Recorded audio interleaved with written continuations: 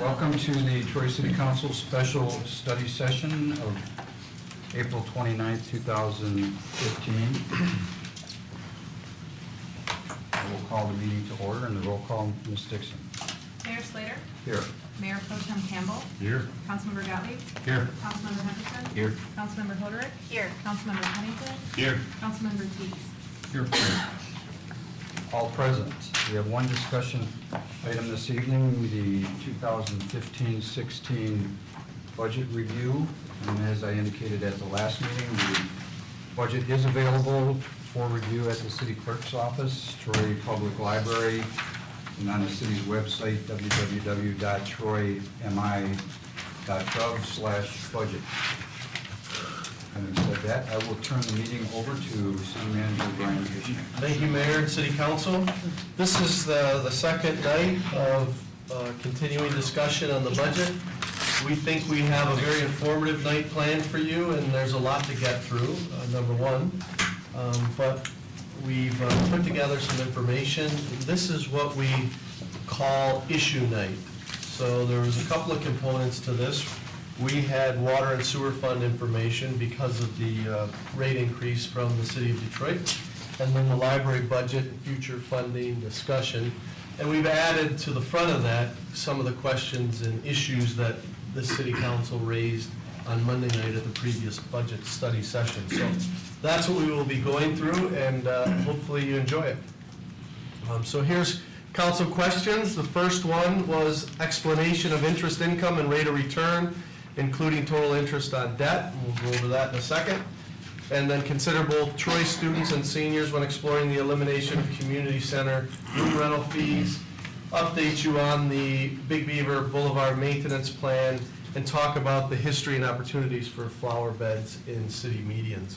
So with that, Tom is going to go over the investment policy and income and debt service. Great, thank you, Brian. Yeah, to start off our conversation on interest income, we thought it would be a good chance to review that we do have a policy that really directs on how and what we invest in. In fact, that history goes all the way back to 1968.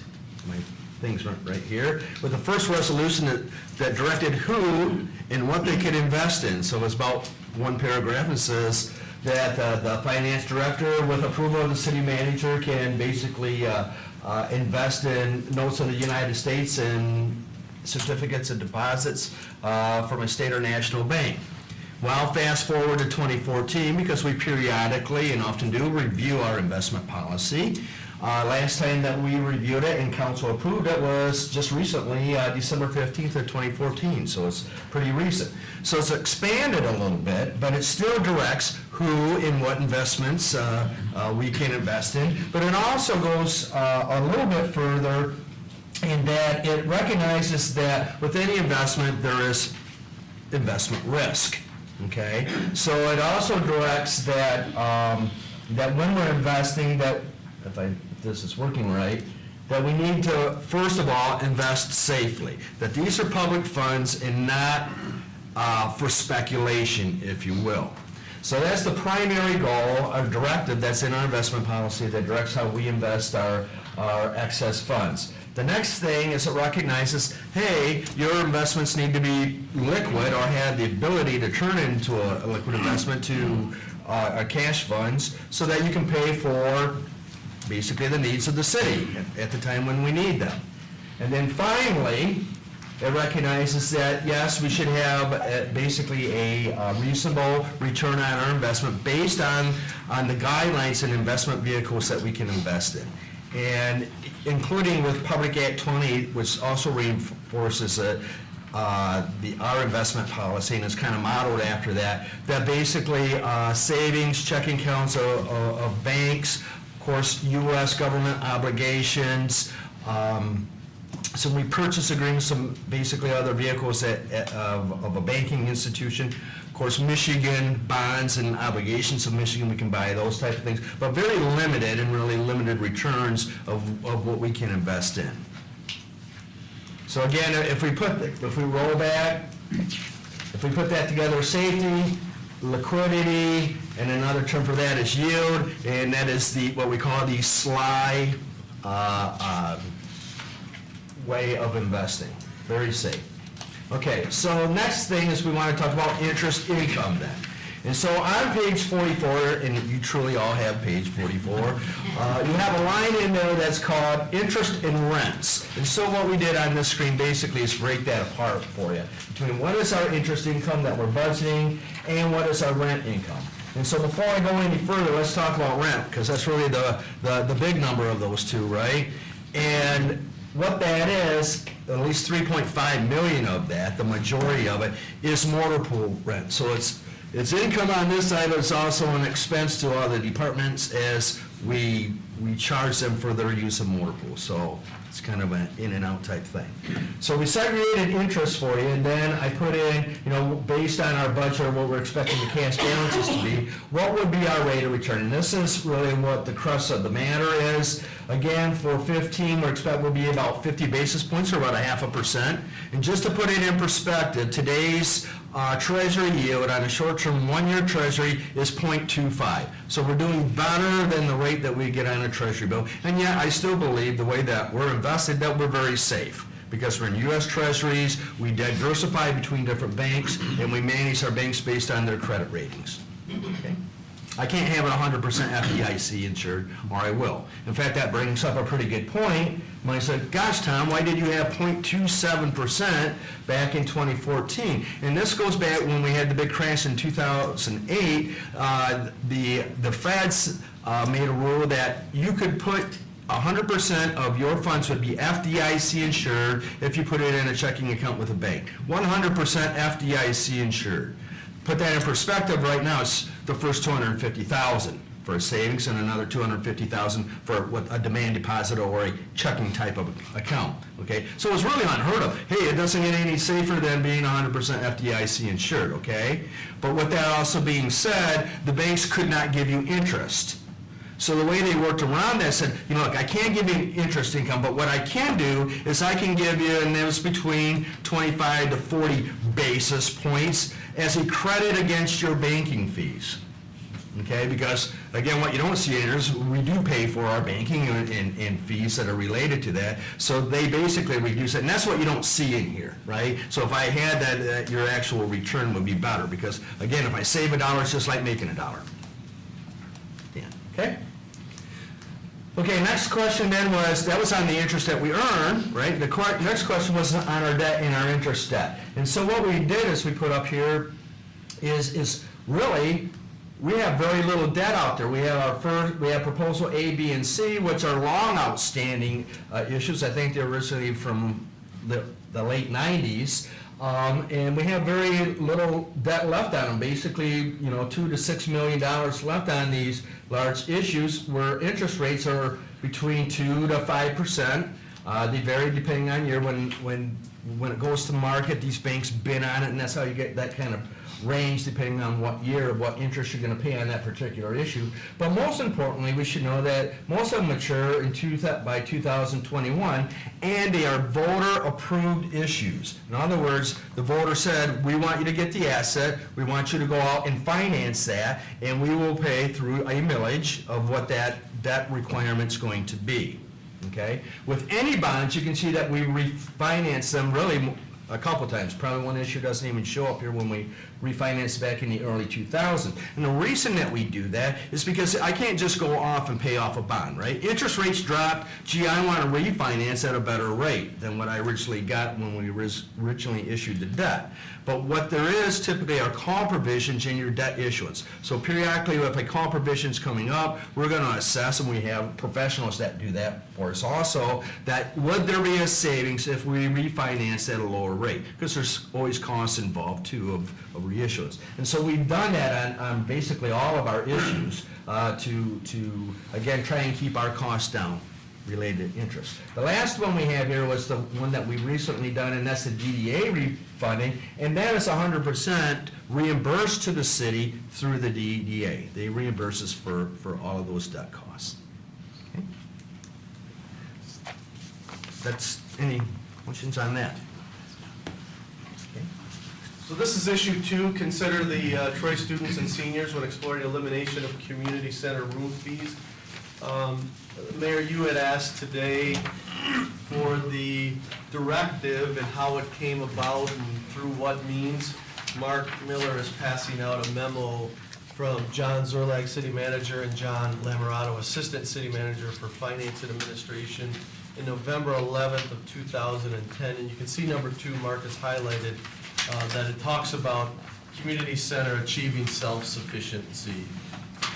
So that is the place where we find the directive, Mayor, and that's what you had asked for. Hopefully that satisfies Yes, thank you. what you were asking. And Brian, you wanted me to bring up that, Sure. what was, if you recall, there was an option 1, which was a framework to try to cut costs, and the community center was proposed to be closed, along with the library in that option 1. So Carol Anderson was given a chance to try to develop a plan to generate enough revenues from programming to cover her costs. And the council gave her the chance, and it's been actually pretty successful. And if you look at Monday night's presentation, you can see that program fees are financing the program, paying for the programs, and half the administration. So currently at the community center, we have room 502 is free for students and seniors to use. We also reorganized our senior reading room, which is also free to senior groups, so they can come in and play cards. They can use a computer. Obviously, there's some books in the back. It's usually pretty quiet back there. We have free senior programs. These are usually one-time activities such as flu shots, craft show, lectures, concerts, and they're, as I say, free. They don't bring any income. They're usually a service to the community. We have 71 total programs, senior-based, that have fees associated with them. So it's a general aquatics class, a fitness class, dance lessons, to the tune of $240,000 income. We have the senior groups and clubs at a discounted rate. They use, 18 of those groups use rooms, and those are card clubs, needlework, painting, and those type of activities. And those activities have to happen 50 weeks a year generally. Regular room rate at the community center is $60 an hour. The senior discounted room rate is $30 flat.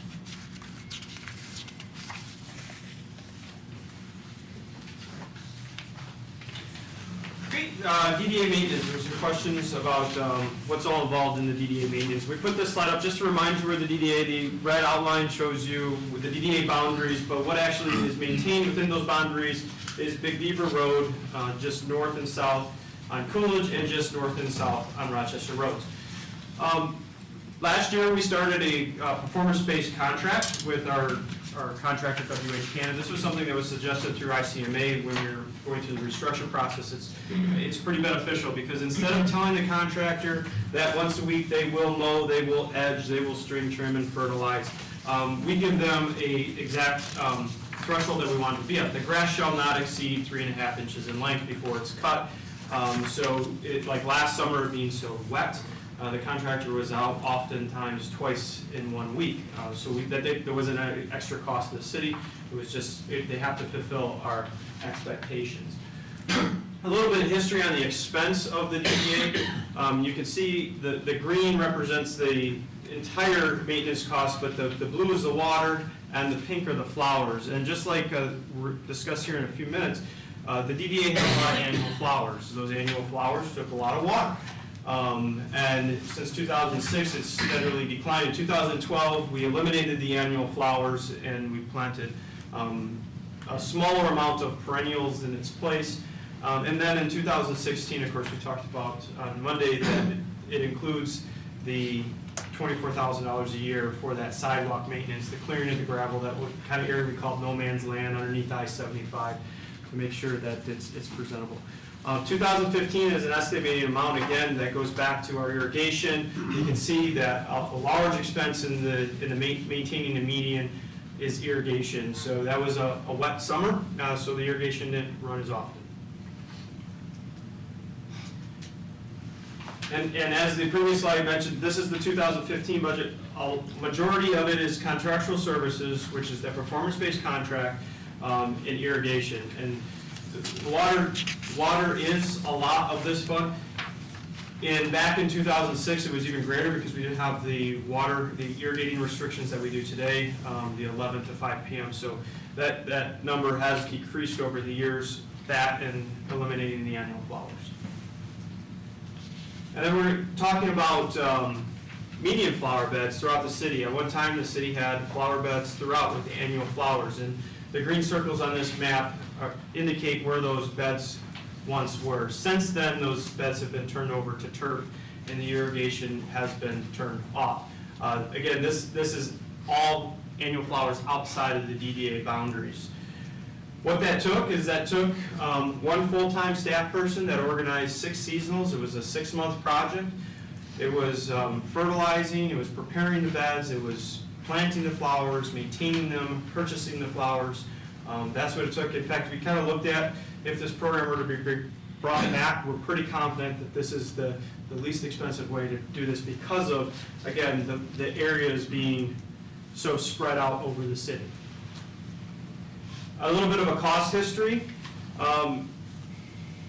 Approximately anywhere from $150,000 to $180,000 a year this program costs. Again, that's the payment of the wages, that's the purchase of the flowers, that's the fertilizer, and that's the maintain. So if we were to bring this program back, we would have that $160,000 a year in maintenance costs just to maintain the beds and purchase the annual flowers. But on top of that, the first year, we would have to see about an additional $50,000 in expense to get those beds back up and running because those beds haven't been eliminated. Turf's been placed over them, irrigation heads have been replaced and turned off. And that $50,000 also includes those irrigation repairs because this system hasn't run in many, many years. Work's been down on the medians. We haven't tracked any damages to the irrigation system, and the valves in the irrigation themselves dry out from not use. One thing we have to consider too is if we were to reinstitute this program, bringing back that full-time staff, that $160,000 only covers 6 months of that full-time staff's wage. So we would have to calculate for another $50,000 for that full-timer to be budgeted elsewhere within the parks budget.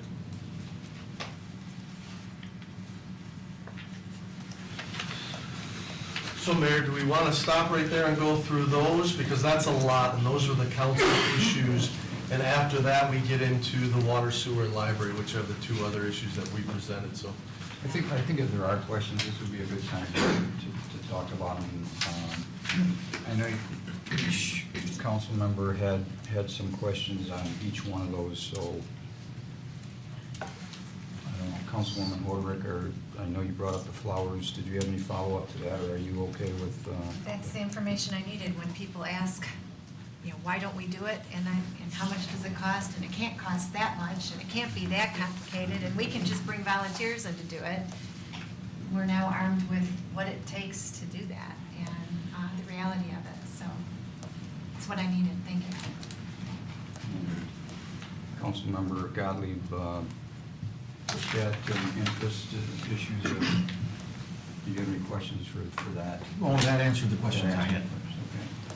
And I know you had discussed the student using the community center, and I kind of brought up the senior. I think we all received an email from Jim Warpatinsky, who's the president now of our seniors over at the senior center, and I think he speaks for them when he wrote that email to us, and I share his concern for the seniors, because having been involved back in 2010 when the decision was made by council to either eliminate the community center or make them self-sufficient, we did that with what I believe, and I can only speak for myself, with the understanding that if things changed, we would review that policy again and see if we wanted to go back to the way that we were doing it in the past. So that's why I asked which senior groups and clubs, before we changed the policy, were free. And it's my understanding that the senior groups and clubs, the card clubs, the needlework, painting, as an example, those 18 programs, which bring in a revenue of almost $10,000 were basically the programs that we stopped giving for free. So I thought, having gotten Jim Warpatinsky's email, that council, if they wanted to revisit that policy from 5 years ago, this would be the time to do it. I talked to staff, and I believe staff feels that at this point, in 2010, we supplemented $100,000, if you see in this memo in 2010. Today, we're supplementing, or we have an additional $300,000 or $400,000 that we are now paying for administrative fees that were being subsidized by council's general fund before this. So I think staff wants to continue. Councilman Teese. So the city is netting $300,000 or is subsidizing the operation? The programs are netting $300,000 to $400,000. That money is applied to the $900,000 administrative costs. In Monday's presentation, there was a section that showed that the administrative fees for the community center were being paid out of the surplus that was coming in from the programs at the community center. So I think that tells me one or two things. Either more people are using the community center, which I think is what I was told today. And second of all, maybe we're charging more. I don't know what the exact answer is to that, but I think the community center is being used more today than it was before, and we're generating more revenue. So the sentence here in 2010 that reads, please know that we only had to cover the $100,000 shortfall in this year's budget. What would it read this year? There was not a shortfall, or there? I believe it would read today, and I wasn't here to read it. Yeah. I believe it would read today that please know that we have not had to cover any of the program fees. In fact, we've provided $400,000 from program fees in an excess of expenditures to put towards administrative costs to run the entire operation. Gotcha. That's the way I would write it today. Yeah. Councilman Henderson. The 2 free rooms that we offer, are those not adequate to supply those rooms for the card clubs, needlework and painting? Are they not big enough? Some of the groups, like under the groups and clubs, one of them's a quilting group. So based on the activity that they're doing and the width of those tables, they would not fit sufficiently in 502 or the senior reading room. So it depends on the size of the group or their activity, whether or not, a lot of them we have moved to 502, but it doesn't always work out, depending on the schedule. Is 502 a real narrow room? And looking at that picture, you couldn't Yeah. tell. But Yeah, it sits side by side, There it is there. just to the, it looks narrow. yeah, just to the south of that room is, if you're familiar with the community center, is the billiard or game room. This used to be our old teen room. Okay. And based on our evaluation, we felt it would be more suited for senior use and try to cut expenses for their programs versus the 50 to 60 teens that used it each year. So are the seniors using that room, that free room? Is it booked almost all the time? Not as much as we would like to see it. Councilman Henderson. And is it possible then to, can you flip back one slide, just show the numbers? One more, there we go. So, is it not possible then to take the free senior programs that use it 16 times? That's the free room 502, right? Is there any way to move some of those 18s up into that 16 area? So the free senior programs, there could be a lot of things, like the craft show, that's held in our banquet area, the 304, 305. It's a one-time program. The Friends of Troy Seniors, I think, help run that program. Actually, Flu shots, that's a really big deal, that's held in our banquet rooms too. So depending on the size of the activity, we'll put it in 502, but sometimes it doesn't always work. Did that answer your question? Kind of. We've yeah. tried I'm to just- move, we've tried to move stuff around depending on the size of the activity to 502. Doesn't meet the need that you were trying to get at, though. Right. Yeah. That's Sorry. the answer. Yeah. Councilman Deeds?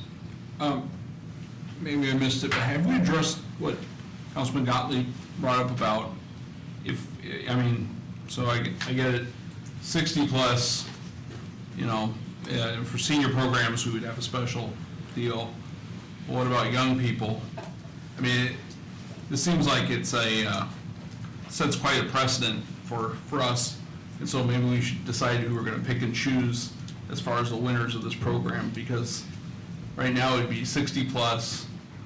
And we talked about we want to attract young people and young families and so forth. Do we want to include that as well? I think this council should revisit the policies that were made in 2010, because things are different, and that's the reason that I wanted to discuss it tonight. And if this council by majority feels that the teens should be getting a break at the community center, I think that's certainly something that we can pursue. Can we bring back up the flat rate again? The seniors at this point get a discounted room rate of $30 flat, and everybody else pays $60, including students. Per hour. No, the students don't. Depending on their needs, like when Mr. Gottlieb called me, we worked out a deal with them. They got to use the room they needed for free. It was what was available, the hours we could give them. And they're generously going to do some community service hours for us at the community center.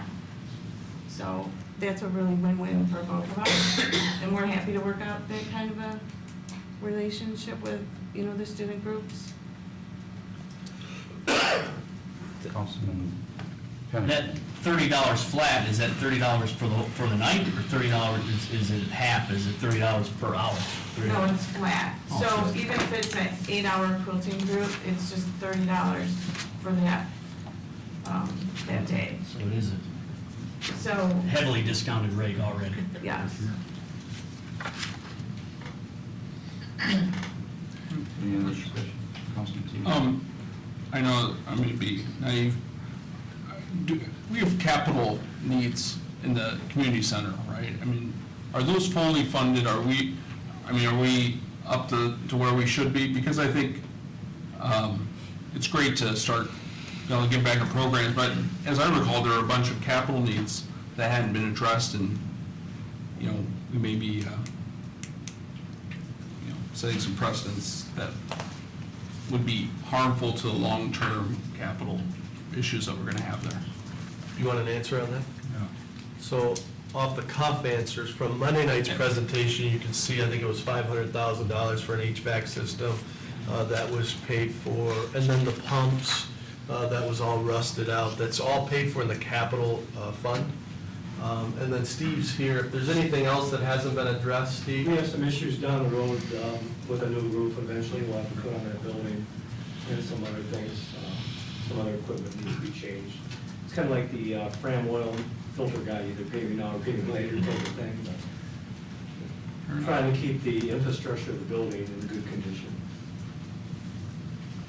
Yeah, I think that's a good point, you have to think of other things. But capital is different than a little bit of what we're talking about here. We are getting more revenue in at the community center today than we were in 2010. So,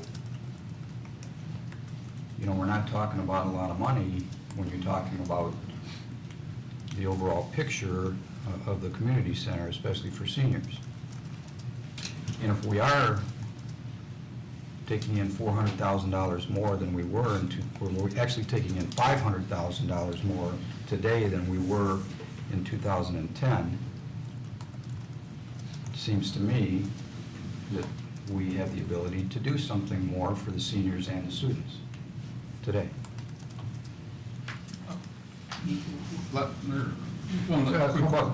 Councilwoman Moore. The amount of money we're talking about is not going to make or break our ability to fund a roof or capital needs, down the road. And if we get back into that position again, we would make these tough calls just as you did in 2010. But we're talking about rebalancing. A rebalance, I think, opportunity is here that is nominal to our overall city budget and creates that safe place for seniors and our teens. Teens do not have rooms that they can go to very easily. I think having some skin in the game when you take these rooms somehow might be in order to make sure. And I don't know what those policies would be, but in general, I absolutely agree with you. It's time to revisit and rebalance this. Councilman Gottlieb. So, along those lines, just kind of point of information, we're not dealing with revenue that would not come because kids don't have any money. I mean, not that they don't have any discretionary money, it's that they're not going to be purchasing a room. The scenario that was described, and I really appreciate your help with it, by the way, they really appreciate it. You know, just so you guys understand, at the end of the school day, the kids are kicked out of the building. They can't stay. They run them out of there, safe ed comes, you're out. And so these kids are trying to practice for tonight is ethnic fair. And they're doing something good and practicing things that they're sharing with the entire community, and it's all a community event. But they literally have nowhere to go. So the logic was, you know, they were trying to work something out, and our staff was incredibly cooperative and did offer to let them work off, if you will. And like Councilman Hoderick says, if they have some skin in the game, it's great, you know. And if they're going to have an opportunity to participate by helping clean up or fix up or whatever, that's a huge plus. I just know, both as a resident and a parent, my kids don't have any place to, there's nowhere to go, and I don't want to drop them at the mall, and I think that it provides a good supervised place that if there's anything that we can do, I'd like to do it to give them the least expensive place that they could possibly get to meet and do things like practice for ethnic fair. Those are beneficial for all of us. I think the objective was hit when this memo came out, and, you know, when we were going through our big financial crisis, you know, we were losing money, if, you know, to use layman's terms, in terms of, you know, I don't know if the city's different than a business, but if you have an entity that's losing money, and then the directives put down, we don't want it to lose money anymore, we want it to actually flow cash. Well, that directive was hit, and I don't think it's ever come to council, you know, for approvals of, you know, what do you charge a Troy resident for a membership fee for a year, or seniors for that matter. It's never come to us to put our stamp on those rates. So I guess I don't understand why that directive can't come from the city manager or the Parks and Rec department, you know, who they give discounts to, how they fluctuate those rates, as long as they meet the directive. And I don't know what the ordinance says, who sets the fees, Elaine, do I you think know? it does come to council. Doesn't the fees come? Yeah, for everything at the community center. You can approve that. The city manager can? City, but through directives from council, that can have a bearing on what the city manager does. Of course. Right, so. To me, it just makes sense to take this, you know, things like this to the city council. And I will say historically, other city managers have sent it to city council. Councilman T. So I think Councilman Harrison is hitting on my larger point, and is either we're overcharging people to the tune of $500,000, or else I don't know what else to call it. So why don't we just, you know, I don't think this is the time, but you can go through line item by line item. How about nonprofit groups? How about Troy-based groups? I mean, to whittle it down to a workable number, because that, I mean, love seniors, love children, but I also love a lot of other great things that go on in our community. And so, rather than us kind of going at this ham-handed. I think we need just a full review, because what you're saying, and everyone's kind of said is, oh, wow, we have a lot of surplus here, and it's more money than we could spend on, or we don't want to use that money for capital improvements, so let's start cutting deals. Well, I think we really need to evaluate, because there's a whole list, and whenever I filled out the forms, I mean, there's a different billing rate for all these different groups. So I think that's the issue. It's not the senior rate is not the larger issue. The larger issue is, okay, we're netting 400 or 300 or whatever thousand a year. Well, is that the right amount? So. Yeah, I think that's too simplistic for what happened. And I think staff would get up and tell you that they don't have enough staff today. Right. Staff was cut back in 2010 because they couldn't do any more programs. So we had to eliminate many programs. We had to eliminate a lot of things. The only question that I wanted to discuss, I mean, we can revisit the whole operation of the community center if that's what this council wants to do. But Jim Warpatinsky wrote us a letter about the seniors, and that's really where I was focusing today. I'm not looking for a complete overhaul of the community center operations, because that's going to entail knowing how much staff we have, what kind of programs, and I'm not looking to make it chaotic for staff over at the community center. Because we could make some changes today that they don't have the personnel to operate efficiently. So we did something to the seniors in 2010. We didn't do anything to any other groups in the city back then. We decided that we were going to cut or make the seniors pay for programs, those 18 programs that we didn't ask them to pay for, that they weren't paying for before. I thought it was a good opportunity to talk about students too, because they may be in the same boat to some degree. So I think if you want to talk about anything other than the seniors and the students, we have to get a full report from staff about the operations. And I don't look at it that we're making $300,000-$400,000 more. I think there's more use going on there. In other times before this, we were making a lot more money over there, and we were subsidizing a lot more programs over there. So I guess it's where does this council want to go? You want to table this whole thing and talk about it all at once about the community center, or do we want to make a decision tonight about the seniors and students?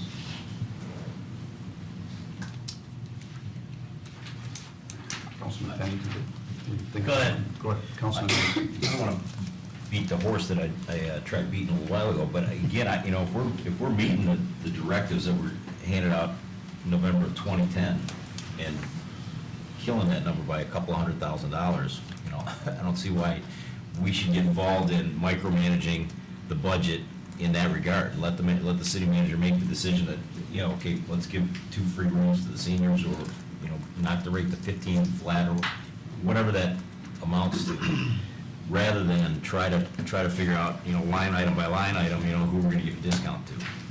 As long as they make, as long as they're cash flowing, why is that a big deal to us? Well, I think you have to read the email that came from Jim Warpatinsky, and I don't think he's making some of this up. I think it's the feeling that we have with the seniors over at the community center that this is the way it used to be. Now times are a little different than they were before, so should we revisit this? Should we think about going back to the way it was in 2010? We do that. Mayor Pro Tem Campbell. Yeah, I think we should just revisit it, see what we can do, and look at what the numbers are. $10,000 at the end of the day at this point, not that I want to give away $10,000, but it's not a whole lot of money to really argue about. And certainly if they're going to use the community center and take advantage of it, we should help them do it and make their life a little bit easier. I don't have a problem with it. I would like to go back later on and look at as you say, everything else that we got over there. kind of manpower, or woman power, or person power, whatever it might be. So, with the students, I think we should focus on where we're at this point and maybe do the students on a second run. So we're not really talking about that now. So then if you talk about the students, then you gotta bring in the other groups, and I don't think we're at that point right now. We're really looking at strictly at the seniors. And I have no problem with doing that for the seniors, look at the other stuff later on down the road. Councilman Pence. I would say, I would agree with Jim. I mean, let's do something for them, but we want to look at the whole operation, because if you're going to be giving away extra programs and you're short-staffed now, are you going to create more work for the staff that, that they can't handle now? So, I mean, I would like to see, maybe something from city manager. If we're going to visit that, let's look at, like Doug was saying, visit everything, visit all the charges, and at least simplistically look at it. Look at a presentation for Yeah, the I whole thing. think we have to understand the 18 programs that we're talking about here are not, are programs that are already there. That's not going to add anything to the staff responsibilities, right? So I really just want to focus on those 18 programs, and if we want to take a look at something later on, we take a look at something later on. But making those, or reverting back to 2010 when those programs were free for seniors, or the rooms were free for the seniors, you're talking about $30 flat fees. In the big scheme of things, I don't know that we need a big super report. Right. Councilwoman Horder. Mayor, yeah, I want to do a timeout here too in terms of the workload that we're going to put unintended. I don't think we need to understand what that will do to our Parks and Rec team, to revisit how we do that at full operations. And I don't think that that's the necessary discussion at this point. We're setting a policy. We had changed policy in 2010. I think the city manager is doing the right thing, coming back to say, hey, on this piece of it, can we reevaluate that? Just on the senior piece, take that look, and I don't want to make a ton of work for our Parks and Rec team for reevaluating the whole operations. It's running, it's doing well. That wasn't the question at the table. The question is, do we want to go back to giving the seniors what they had when we had to make this change during a downturn? And I support that we should.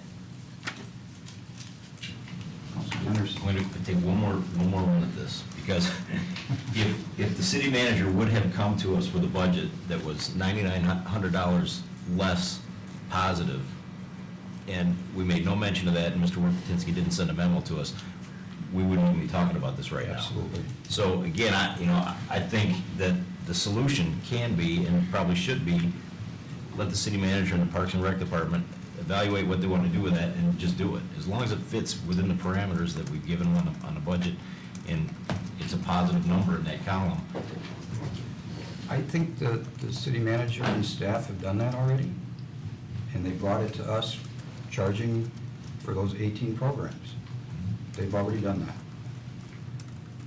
They did that Monday.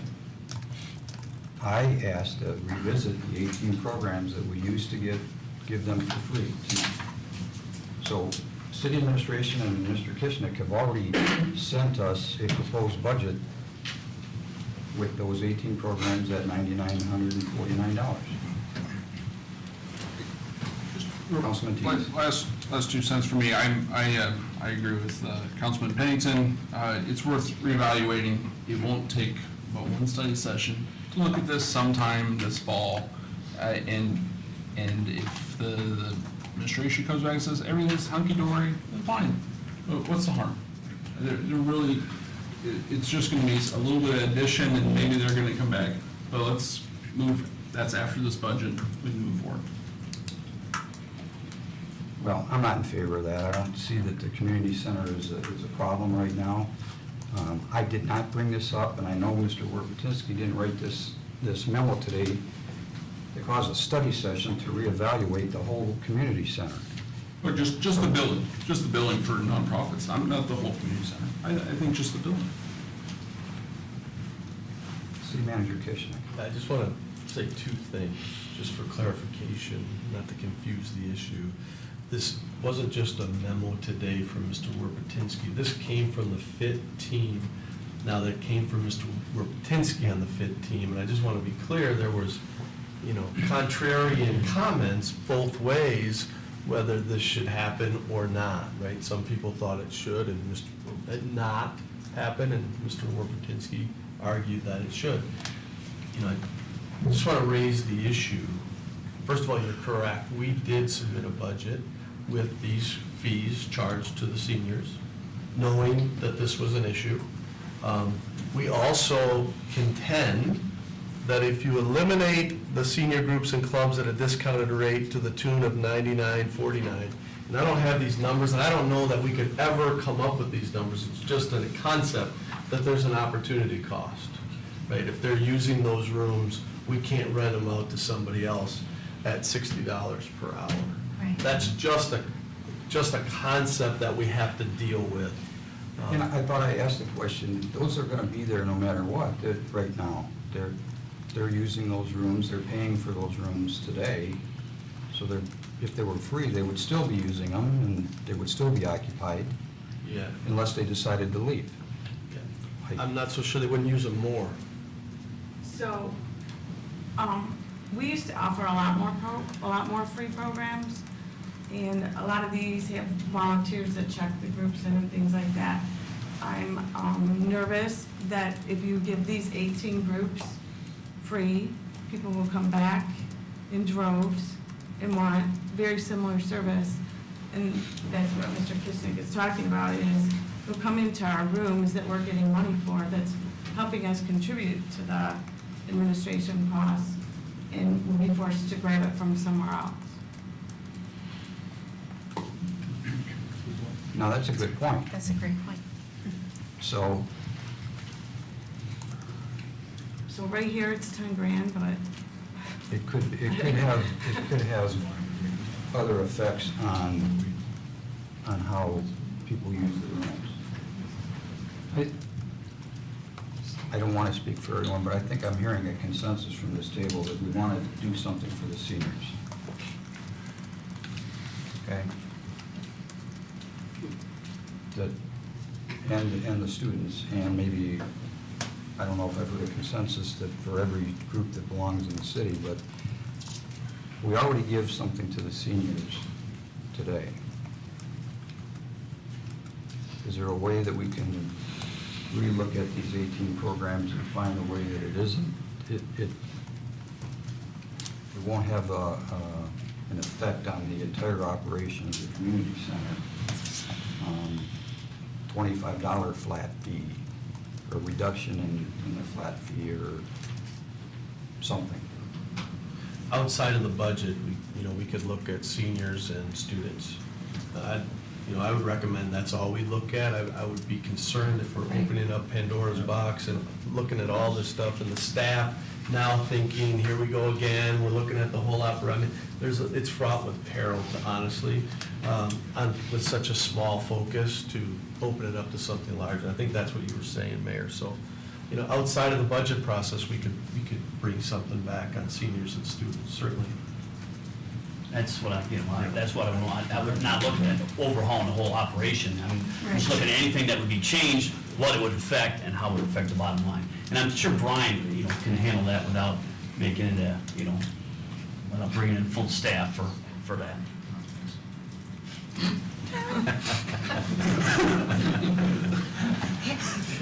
Councilwoman Holder. The 18 programs that we're talking about, those have been static over the past several years. There's a history, or, yeah, there used to be more than that. I know, but I'm just talking about that 18. Is that something that, Yes.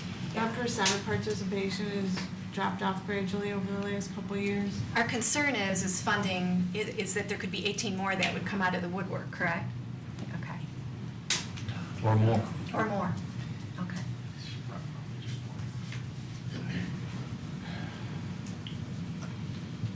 So let's try to find a way to assist the seniors and the students that were at the community center without causing havoc to the rest of the operation some way. And I know Mr. Werpatinsky would be more than willing to sit down and talk to us. Any further discussion? It's a good thing we took a break and talked about that. Yeah, that's good conversation, and we'll bring something back outside of the budget. I think Elaine made a good point there. She's been making it for 2 days. Water and sewer funds, if you learn nothing else tonight, Tom's gonna go through so much stuff, so many charts. If you learn nothing more tonight, you need to know that the city of Detroit has moved to a fixed cost, which has to do with rate and volume. So let me just take these first 2 slides for Tom to make this easier, because when I was talking about this at home last night and this morning, I was advised by council at home that we should have a picture to describe this, because she thought they're great. But other than that, because it's difficult to comprehend, but it's a very, very simple concept. It really is. They have changed, the city of Detroit has changed to a fixed cost, so they're gonna get their money no matter what. So what that does is we guess, based on trends, how much volume we're going to sell to our customers, okay? And therefore, how much we're gonna buy from the city of Detroit. So if we guess right, we break even. Rick Shepler will tell you, he said this a little crazy, uniquely this afternoon, we will not hit that number, whatever we guess. He's just saying we won't hit it exactly on, because we don't have a crystal ball. So if we guess right with rates and volume, we're gonna break even. If we sell more water, like to the top of the cup, that is a cup with water, we're gonna have more funds, it says make money, but more funds than what we needed, okay? If we sell less water, we're gonna make less money. Okay, that is the simplest concept you can take away from this. So we've moved from a system where what we buy is what we sell. Now it's we owe based on the fixed cost with a small variable cost that Tom's gonna show you. And if we sell more water, if people buy more water, use more water, we're going to do well. If there's conservation all over the place still and people don't water their lawns, we're not going to do so well. So as Tom will tell you, this is something we have to monitor on an annual basis, and even more than that. And Rick's, while he's retiring, there will be somebody very capable in his place, and we'll miss him, but we're going to have to monitor the sales and volume on a regular basis, because that's what matters. So that's the lead into a lot of the trends and information you're going to see in this presentation from Tom. Well, I can't say any more than what he's already said. I mean, to me, that first slide was the absolutely crux of the issue, is we've got a fixed cost that we're trying to fight off with basically rate times volume, right? A variable rate structure to use with that. So, again, finding that balance. Now, the funny thing of it is, right, we know 2 out of those 3 things, right? We know what the fixed cost is going to be, right? We know what the rate's going to be. We just don't know what the value's going to be. Now, if you remember like I do, back in the late 80s, there's a song called 2 out of 3 is not bad. Well, it depends on how severe that third thing is that you don't know. Wasn't it 8? Yeah. 8. Yeah. 8 was bad. It's not the correct. Okay, so back to my favorite thing, the graphs, right? So basically, you just have what our actual and projected revenues are going to be. Again, in 12 and 13, we had a surplus. In 14, we had a shortfall, and we're expecting a significant shortfall in 15. Again, this is revenue, but it certainly mirrors our volume. This is the second year in a row that we've had a significant decrease of what we expected that we would sell in volume. Again, DWSD, who sells us the water, was expecting a lot more sales volume too to cover their costs. Okay, so again, we have a shortfall here. So DWSD raised it in 16 to be primarily a fixed rate type structure. The shortfall that we have in here, really at the end of the day, especially up in here, just means we're not quite covering our capital costs. Okay, we're covering operations, but we're not covering our capital, or won't in 17 and 18. Okay, so again, we talked about volume. This is the volume in MCFs. Overlaying on this, again, we're in year 1, year 2. We don't know what 16 is going to be. If it's another year decrease, then that's a trend. And then we'll have to start addressing it more with a rate-related solution. Let's break down water expenses. Again, it's a three-legged stool. You have DWSD's charges in black here, again, going up about 20% from 15 to 16 because of a fixed cost nature. You have the City of Troy's costs, which are pretty stable here through 16 through 18 from a budget perspective, and we have our capital. Again, if you look on here, if this was a pie graph, you know how we like our pie graph, 62% would be related to direct charges for our water from DWSD. Okay, so 62% of our cost is related to that. Okay, we can see we're actually reducing in 17 and 18 our budgeted capital, again, just to try and offset some of those shortfalls that we're projecting based on the volume of sales that we've seen. Here's the sewer fund, same thing. Again, sewer fund costs in green here are the fixed costs from the Oakland County Water Resource Council and our capital. And what you see here is in 12, 13, and 14, we knew we had this Evergreen Farmington project coming up. So we had, we budgeted so that we'd actually have a surplus. We are using that in 16 for, it's about $4.5 million. We just discussed, I believe, last council meeting, you passed that resolution. In 17 and 18, we still are budgeting that have some shortfalls, again, not quite meeting our capital needs.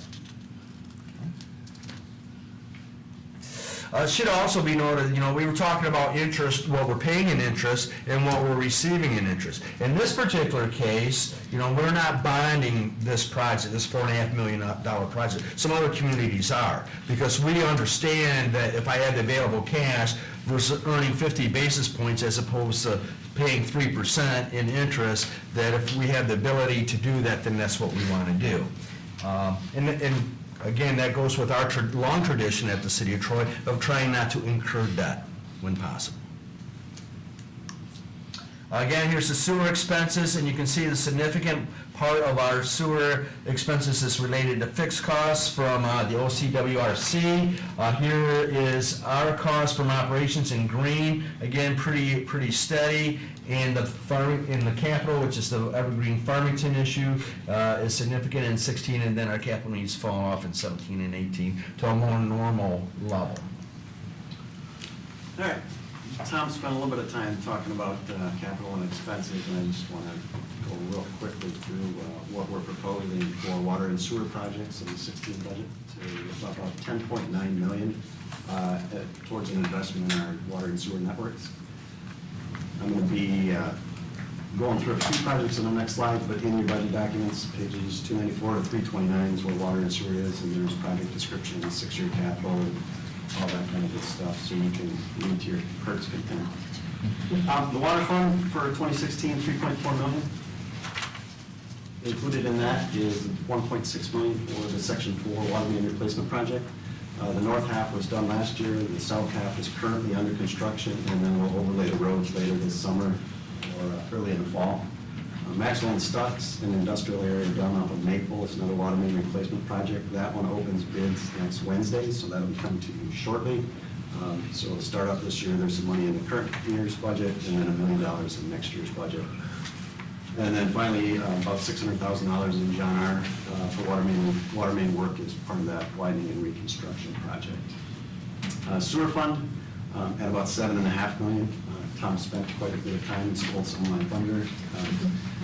Lion's share of this, the sewer fund is wrapped up in the 2 Evergreen Farmington projects, so about $4.5 million. So what we've budgeted for years, anticipating, so it's kind of come to fruition. Mayor's request When we discussed some things before, the Evergreen Farmington, you won't see, if you go into the tables, you won't see that funded out into the future years until we have a little better idea what these projects do for us. And then finally, about 1.6 million in sewer work on, as part of the John R. reconstruction project. Thanks. Okay, again, if you get the underlying message under this, it's all about volume. Again, let's talk about water and sewer funds volume sales. Again, you can see we had a significant decrease from 13 to 14 and 14 to 15. This is our 4-year average, so that's what we're using as a basis as far as volume goes. Okay, let's start with the base. Basically, this is our baseline, no matter what the weather is, because the cell water volume is very much dependent on the weather. This represents the normal usage without the effects of weather. So basically, we take what is our sales November through December when it's not summer, right, and kind of analyze that to come up with these amounts. Then we compare that to what was our total actual sales. And the difference between here really, again, shows the effects of weather and the effects of summer. Primarily, it's, the summer type things like irrigating lawns, okay, which really helps generate our volumes.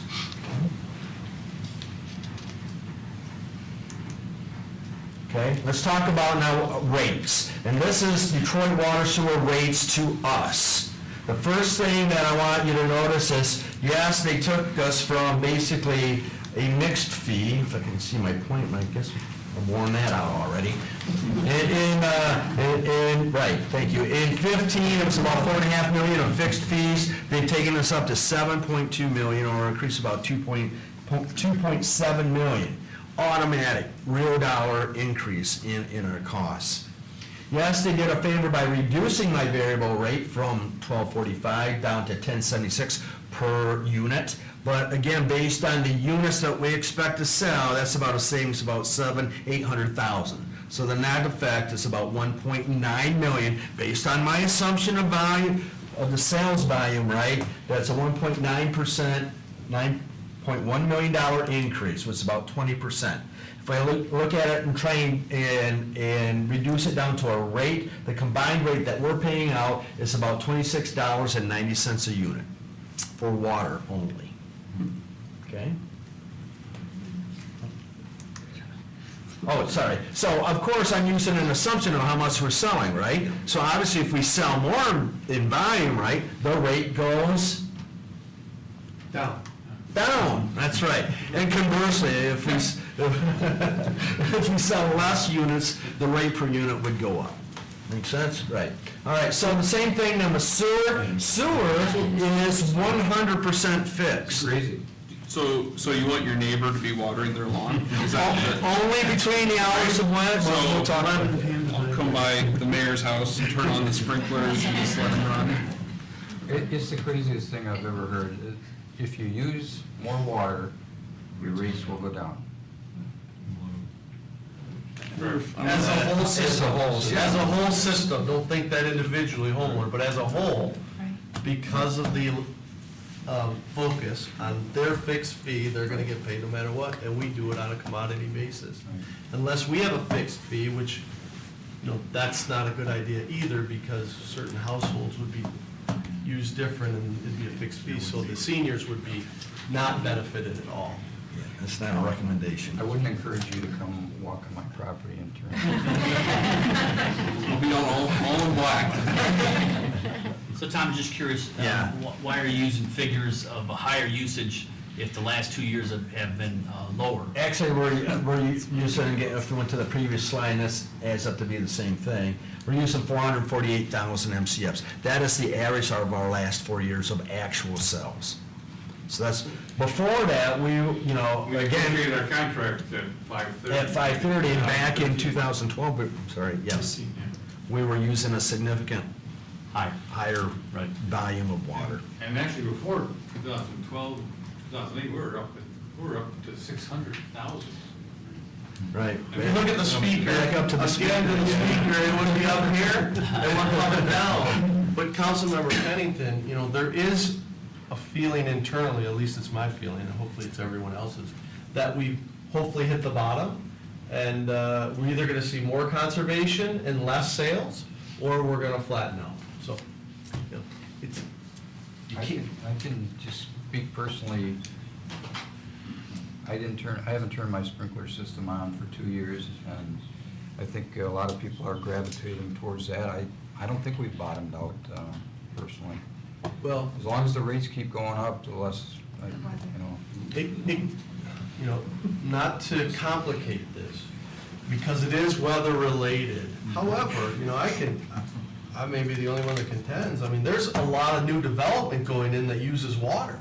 We're filling up office buildings, there's a hospital, there's lots of hotels. So, you know, there is development that's happening. Now, these guys will tell you, it only moves the needle a little bit, it's kind of like the taxable value, but it's still, you know, maybe compensating for that homeowner who now isn't going to turn the spigot on. Just, we'll have to, you know, we'll have to see. Yep. I guess To monitor it. A comment to all of that's been discussed. You're all a little bit right. Nobody's completely wrong. The crystal ball that's not there, I agree with Dane. There are people out there that have reduced their watering for different reasons. The grass has looked pretty green the last couple of years because we've had significant rainfall all year long, and timely rainfall, particularly the last 2 years. If we had that chart back up there, and Brian pointed up at the speaker and said, you know, it came down, well, if you look at where it started to peak back, get back to that one. Yeah, I'm trying, oh, I got it. we're fighting. Who's got the clicker? This one, so the volume you're looking at it, Right. when we made our decisions back in 2012 on our volumes with Detroit, we had, from the bottomed out, 2 years that were heading back up. And that was after the financial issues that everybody was aware of. Well, we had a couple of years there that were fairly normal. And then we came to 2014 and 15, and we just had so much rain that it really deterred from anybody wanting to sprinkle. There wasn't a need for it. Also, there's a number of people out there, Kurt talked about the sprinkling system here at the city of Troy for flowers and how it's gonna cost so much to get back up and operating. Well, a number of those people who didn't irrigate for 3 or 4 years are in the same situation. They have an irrigation system that is now outdated and malfunctioning, all the seals and damage and sprinkler heads that don't function. They don't want to spend that money to get that back up. So there's a lot going on here. We don't know what the true effect on all the things are. And that's why we're taking and looking at a system and looking at rates and trying to be conservative and not overcompensate by raising rates too much or not enough. We've had hours and hours of discussion, and we want to have something there that's reasonable, and that's what we've brought to you today.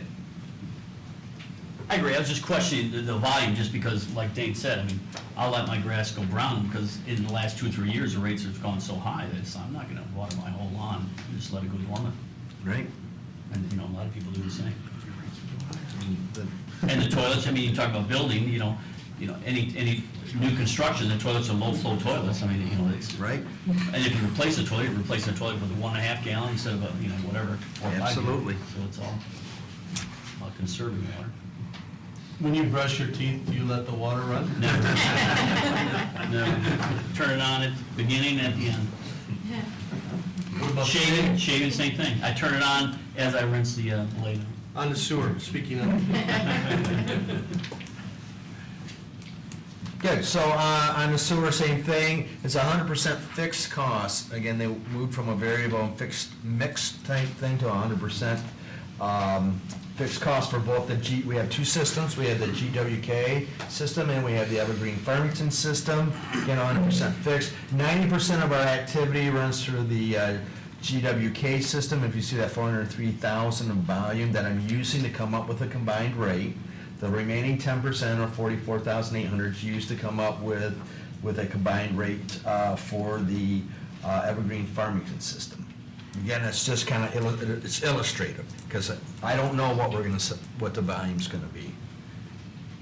Again, the idea is if volume goes down, rates go up, right? We had that, remember the one graph we had where it had the base, what's our base? So if we all quit watering, right, I think from basic needs, then we're talking about, we would have to adjust rates based on 330,000 MCS versus the 446,000 that we're hoping to move towards in volume. And that's a hard thing to grasp. If volume goes down, the rates go up, I know. Doesn't seem right. So, there's like 3 or 4 reasons why DWC raised our rates this year. Our volumes were down. 126 communities that Detroit services, they're in the same boat we are. They're all way off their projections. Everyone was down because of the summers. City of Flint, they lost the City of Flint. They withdrew from the system 2 years earlier than they thought. They took a significant amount of water, so that decreased Detroit's flow. Another reason. And the last reason is the $50 million annually that the Great Lakes Water Authority is now giving Detroit to fix up their internal wholesale infrastructure, which is a mess, that provides all the communities water out, so they haven't got the leaks and the water loss that they have in there.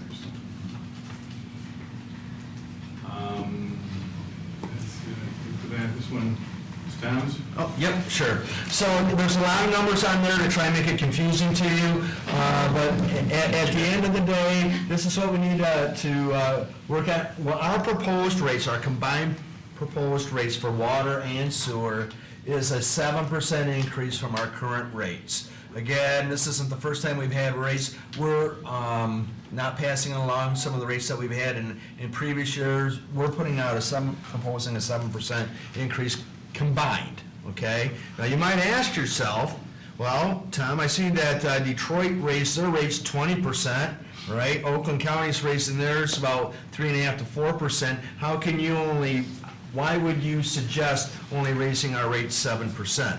And the reason is, going back to the same message, right? It's a volume-driven issue. So instead of trying to solve the shortfall that we've seen using 100% adjustment to rates, we thought that we would wait and see for 2016 and see what kind of volumes we sell then, right? We'll address it partially with rates, see what kind of volumes we do in 16 before coming back to this, again, as Mr. Kisnick said, early and often to evaluate where we're at and what we need to do to address and solve the problem. Let me answer that a way where we showed the glass of water. If we raise the rates too much, we're overcharging our customers. If we don't raise them enough, we're undercharging our customers and we're losing money. So we have to hit that break-even point, and we will never hit it. We're just trying to get close and projecting. So that's the answer. We don't want to overcharge our customers. We don't want to undercharge them because we've got to pay for the system. So we need to hit that sweet spot, to use a golf term. You can adjust it yearly, or think you have to adjust it more than that? No, annually. Our proposed 3-year budget has a 7% in the first year, 3% in 17, and 3% in 18, basically, in a nutshell. What will this do to the average homeowner's quarterly water bill that they get? So your quarterly statements, if it was a one-person home, and this is just an example, a one-person home that we picked used 1.6 units, if you will, their bill will increase for that 3-month period $6.43. The average overall use is 3.5 units. 35 units. Just was in the wrong spot. 35 units? I'm talking MCF versus, I know they're charged, it can move it, but our rates that I'm giving there are based on MCFs. Right. 3.5 MCF, their bill would increase $13.65. And finally, we picked an example of a 4-person home from somebody near here. With his toilet running. And who doesn't turn off the water when they brush their teeth, and their bill's gonna go up $16.89 per billing order. Those are two teenagers in there, those are long showers. And the last one is, we took a little survey from the communities in the area, and you can see Troy is, the new rates are $59.70. So we're down there, the lower end of the scale. That's our 2016 rates, the rest of them are all 2015 rates. Mayor, that concludes the sewer water part of the presentation, and I think you got the message of what's happening. I think everybody understands it based on the city of Detroit. You want to stop here and take questions, or? Yeah. You want to? We go back one slide. Yeah. The reason that your projections are 3.1% in 17 and 3.2 in 18 is because you're guessing you're gonna monitor this and try to see if we're flattening out and we've hit the bottom, but there's a good chance that that's a low projection, wouldn't you say? Again, based on 448,000, if we remain level, hit that mark in volume, right? That's what we're putting, and we would still have a shortfall, even with those increases. So yes, if you're saying that they're understated, it very well could be. We definitely would have to revisit it. 70%'s a big jump from last year. And I think they were all telling us it was gonna be 4%, weren't they, when they? That's if we hit our mark, Right. 530. And I think there's a publication that's out that addresses that Tim has, and he'll be given to the city council at some point. You wanna Yeah, talk? in the future, but when they talked about the increase no more than 4% a year, that was based on their budget. The DWSD budget, they were not gonna increase their budget, but because of the volume shortfalls, they have to make up for that shortfall plus the 4% budget increase that they said that would be the maximum. They actually have a 0% budget increase on their budget this year. So what they're making up is the volume shortfalls that we've been talking about all night. Does that make sense? Yeah. That was the common perception and message that was out there, that your rates wouldn't go up more than 4%. And they've have a publication that addresses that it's different than that. Councilwoman Horry? But in essence, it's like we need a crystal ball here, because if we end up with 2 dry summers, I mean, I can remember when we were trying to communicate odd even watering days and all sorts of things back when we had those hot summers.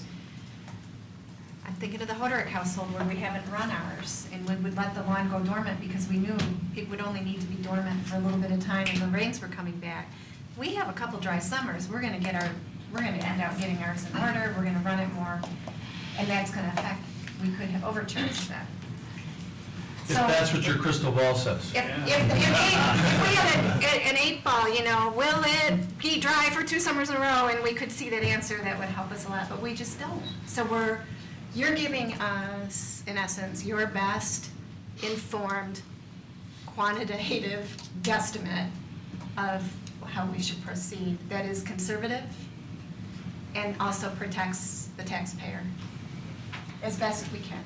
But protecting ourselves by saying we have to monitor, given the new environment we're in, the fixed cost environment, we have to monitor this. Whereas before, not as much, right? Now, you know, we have to try to understand where we're going and where we are and where we're going. So is it possible after a quarter of experience, are we gonna be, do we need to revisit this decision more often than once a year? We won't We won't do recommend that? that, no. Okay. But we'll look at it quarterly. Rick will, go ahead. And you're right, we're hoping the same thing, that the volume goes up a little bit, but people are used to the lower fixtures.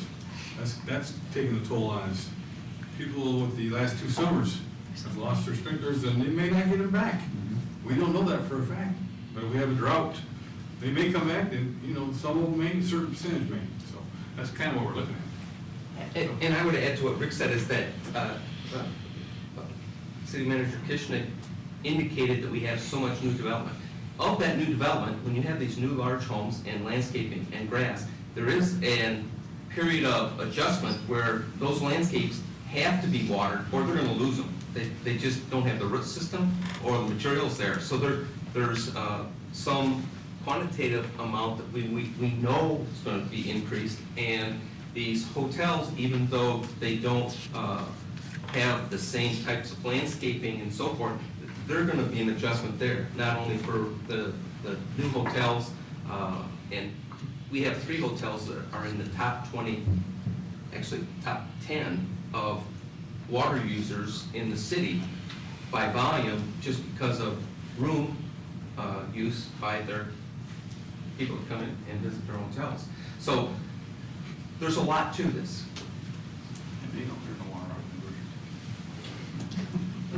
What do you say? When you stay at a hotel, you typically don't turn the water on. I mean, still turn it on. And you run a longer shower.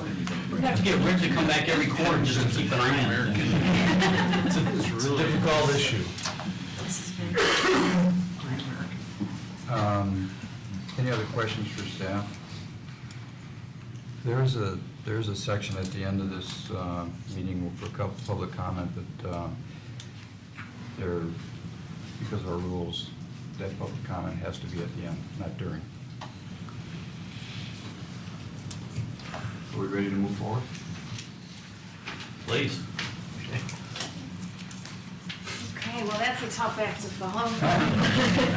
But I'll try. Excuse me. What this slide shows you is revenues and expenditures for the life of the 5-year millage. The millage began with the 2011-2012 fiscal year. And so you can see the numbers, the actual numbers for 12, 13, and 14. We are currently in the 4th year of the millage, so our expenditures for our current year are projected out at $3.4 million. And then, so what we're proposing for the 5th and last year of the millage, which is 2015-16, is just a 1-year budget. We're asking you for an approval of a 1-year budget instead of a 3-year budget. This is what we know. Beyond that, we still have some discussions. So what we're projecting is revenue just over $3.5 million, expenditures about $3.668 million.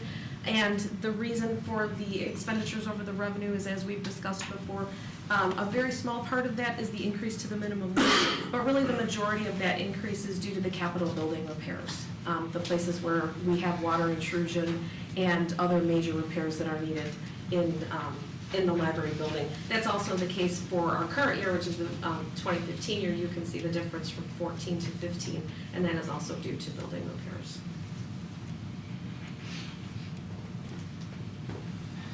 So the funding options have not changed. This is where we are. You can read the manager's letter, and I talked about it a little bit the other night, but not all.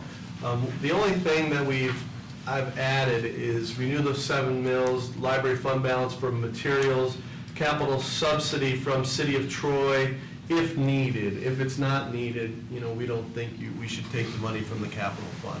So we added that caveat. And then the renewal with the additional .04 mills to eliminate the capital subsidy or fund it through the city's general fund.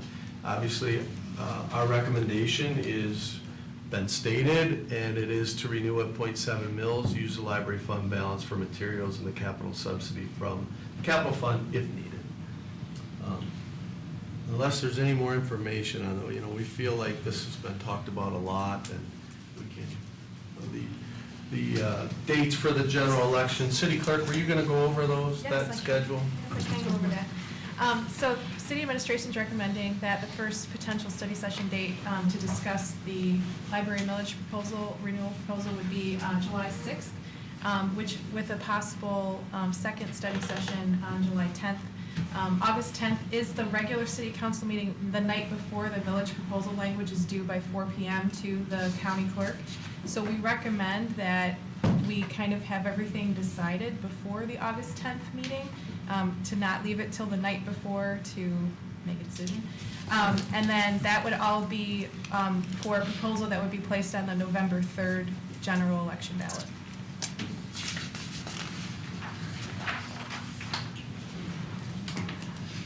And I just want to state here, Mayor, that There may not be a study session date. We just present that because we said we, we'll talk about this as much and until everyone's comfortable with where we're going. So we put those up there, but if it's not needed or we want to do the regular meeting earlier to not be up against the clock, we certainly have the time to do that. I have a problem with that July 6th date. Yeah, that's why we put both of them on there. We thought most people would have a problem with that. So that's why you put it on there? That's good sales. Oh, that one doesn't work, how about this one? Yeah, that's not gonna work. Just kidding, sorry. It just happens to be one of those days. City clerk, I don't have any plans for 4th of July, that's why I. We'll make a decision on that when. When should we firm that up? I know legally we have to. Right, you could do it the last meeting in May. Right, last meeting in May. I just want to point one thing out, that it's July 10th, it should be July 20th, sorry. July 20th is the second council meeting in So we July. could have the first one on the 10th and the second one if needed on the 20th. The 10th is a Friday, so Oh, you could do that. You do the one on the 20th. Yeah, you could do the 13th, which is not a regular meeting, but is a Monday. July the 10th on a Friday for the second? No, it's supposed to be the 20th. It's supposed to be the 20th. Okay. Yeah, the 10th should be the 20th. Both those dates are out, July 6th and 10th. I think they're gonna correct it right now. Yeah, there you go. Is there a problem?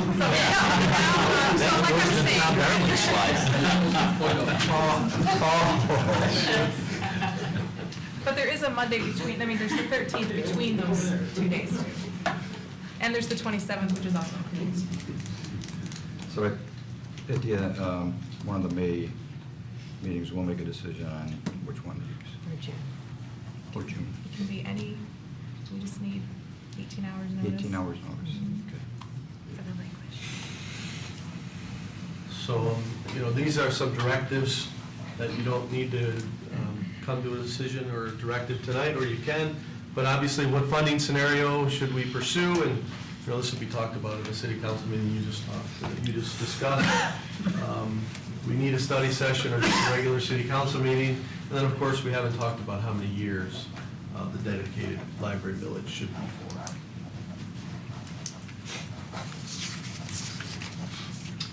I think tonight's a good night to do that.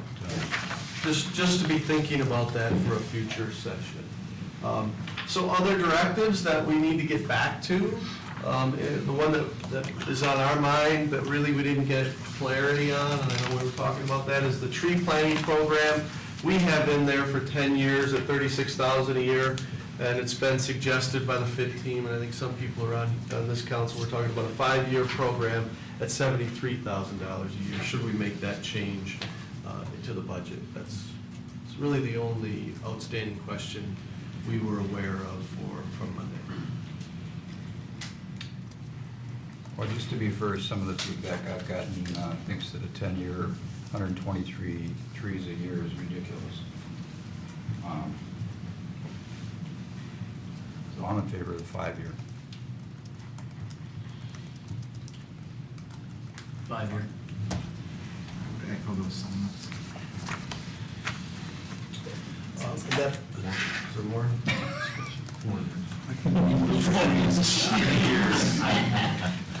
Start digging. Jim and I know that.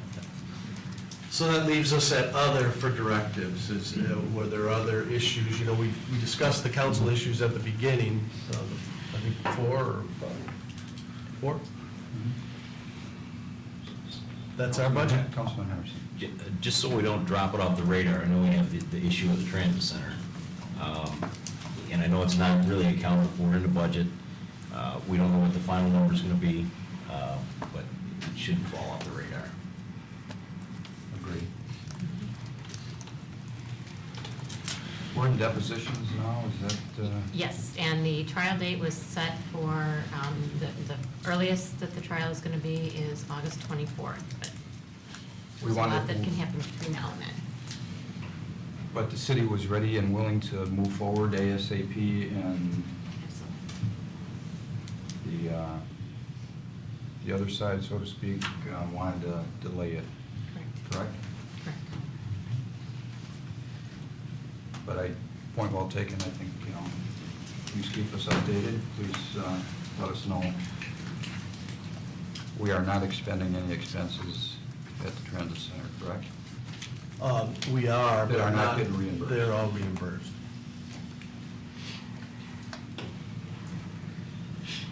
Any other questions for staff, directives for staff? Another job well done. I think, the library presentation is an example of, we do it before, so when we get here, it's just really a review of where we're going. We'll appreciate it.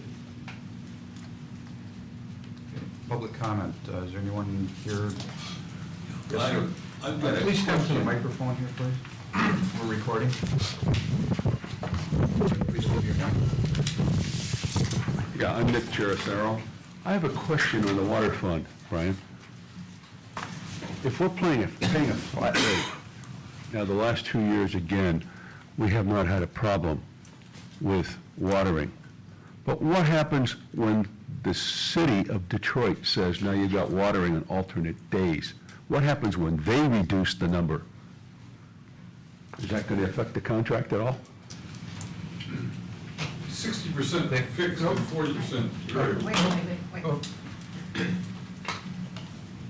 That question's well noted, and when the meeting's over, I'm sure Mr. Kishnick will get with you and Okay. give you the answer. Yeah, because that's a good question. I know Councilwoman Hodorek was getting to it, and, Right. you know. It's a valid question, and Mr. Kishnick will answer that question after the meeting. Thank you.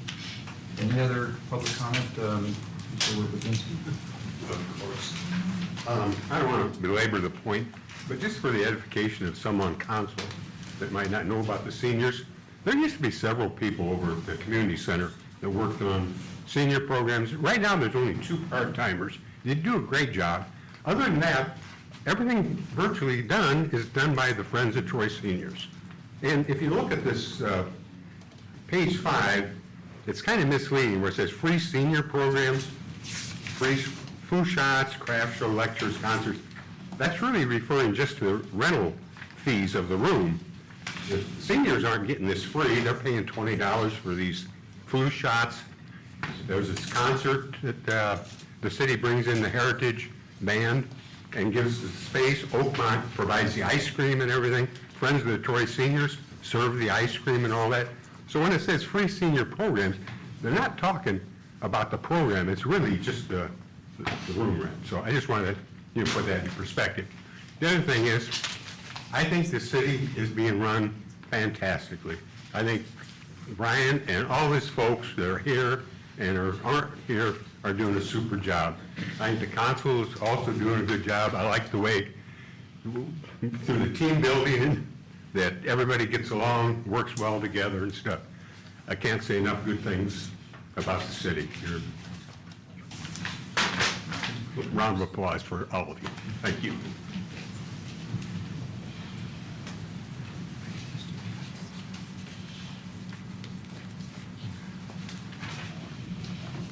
It's getting a legal opinion.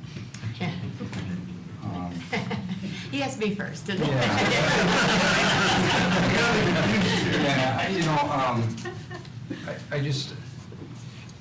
I didn't want to give the appearance that we were hiding an answer to Mr. Sheracero, so I was seeing if I could waive the rules and give an answer so that it's on camera. So if there's consensus at the table to allow staff to answer a question from Mr. Sheracero. Sure. You would just need to have all of the numbers, Mayor, that would be in agreement. Everybody's here. Everybody's here, sure. Did you want to answer that question? For sure. I would assume, yeah, we have. With consensus. Oh, you saw it, okay, all right. We don't need to do it. Sorry. Would you repeat the question first? I think if Detroit decided to tell us that we had to water on odd or even days. Right. And are we obligated to follow a directive from Detroit in that regard? And if they did, would that have an effect on our rates? It could skew our rates without us punitively against us. I don't believe that's in our contract. They can suggest it. Yeah, when we talked about the watering from evening hours only, to early in the morning, those are off-peak hours when Detroit's water sales are at the lowest.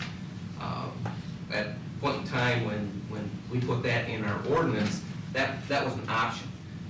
What they do is they evaluate a small portion of our contract, and there's a number of things that go into that evaluation.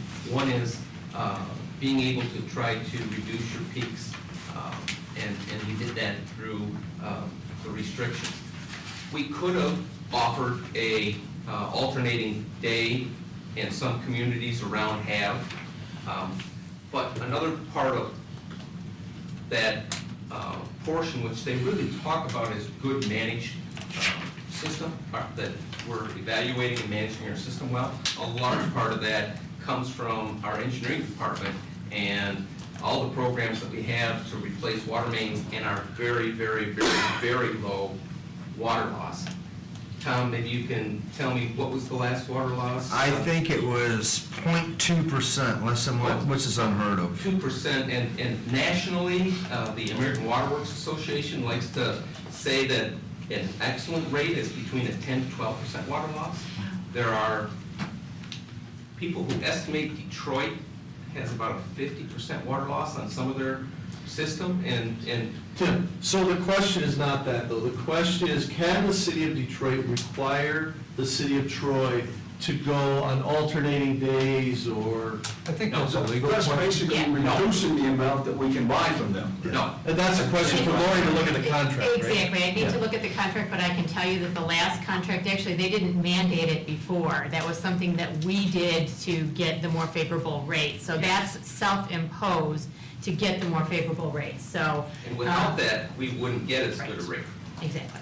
Now, So that is not something If that's. they had one of the major water plants go down, and there was less water for the communities around us, they may suggest that. And we'd have to take it up and say, is it mandatory, is it voluntary, is it Or we whatever. may be able to have a restriction, because, there are situations that they may just reduce the volume of water that we get, so our pressures go down, and people can't use their normal facilities. Then, we go to the city manager and say, hey, we've got an emergency situation, we need to dictate that we're no irrigation at all, possibly. Right, but what is that going to do with the amount of money that we have to pay Detroit? Fixed charges? Okay, Fixed charges, yeah, you're looking at we're fixed going charges. way beyond our scope of rules here, okay? So we can have this discussion after the meeting, okay, if we need to clarify any more. So, thank you all for coming this evening. It was a great meeting, and we are adjourned. Thank you.